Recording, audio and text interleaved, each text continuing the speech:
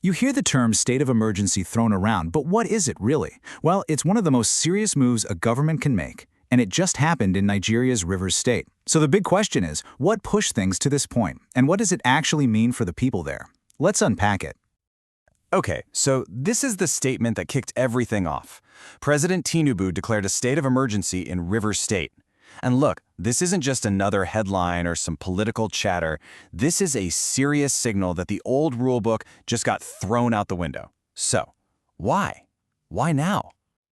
All right, let's focus on the declaration itself. Make no mistake, this is a huge deal. When a government does this, they're basically sending up a flare, telling everyone that the situation is critical, maybe even on the verge of collapsing. So you have to ask, right? What could possibly be happening that would force such an extreme move? Well, according to the official statement, it wasn't just one thing. It was two major issues that collided to create a perfect storm. So let's dive into these two triggers, because once you understand them, you really start to see what's on the line here. So on one side, you've got pipeline vandalism. Now, this is way more than just graffiti or minor damage. We're talking about Rivers State, which is right in the heart of Nigeria's oil industry. So when you attack those pipelines, you're literally attacking the country's economic lifeline. Then, on the other side, you have this political instability. This is about the very fabric of society starting to tear apart.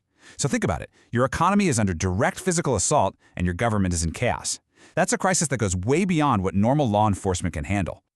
Okay, so we've got the reasons. The why is clear. But what about the what? What powers does this declaration actually unlock?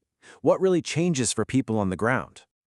And this is where that word emergency really kicks in. This isn't just a symbolic gesture. Now, this declaration unlocks a whole different playbook, a new set of tools designed specifically for a crisis like this.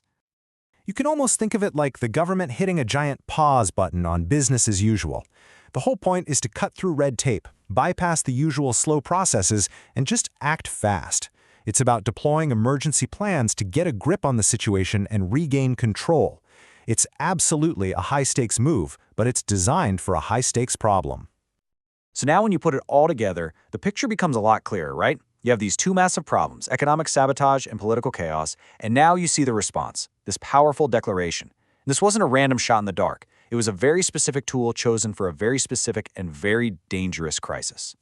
So what's the bottom line here? What does all this really mean? Well, this declaration is basically the government shouting from the rooftops, we are at a breaking point. It marks a huge shift, moving away from normal politics and policy debates and into direct, security-first action. This is the state pulling out one of its most powerful tools to stop a total collapse. And really, this quote just nails it. When the two pillars of a society, its critical infrastructure and its government, are both crumbling at the same time, you just can't expect a normal, everyday response. It's like the old saying goes, extraordinary problems require extraordinary measures. And all of this leaves us with a really big, critical question.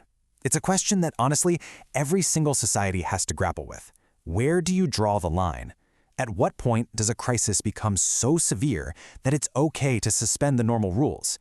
The situation in Rivers State gives us one answer to that question, but it's something worth thinking about, because how we answer it ultimately defines that tricky balance between our freedom and our security.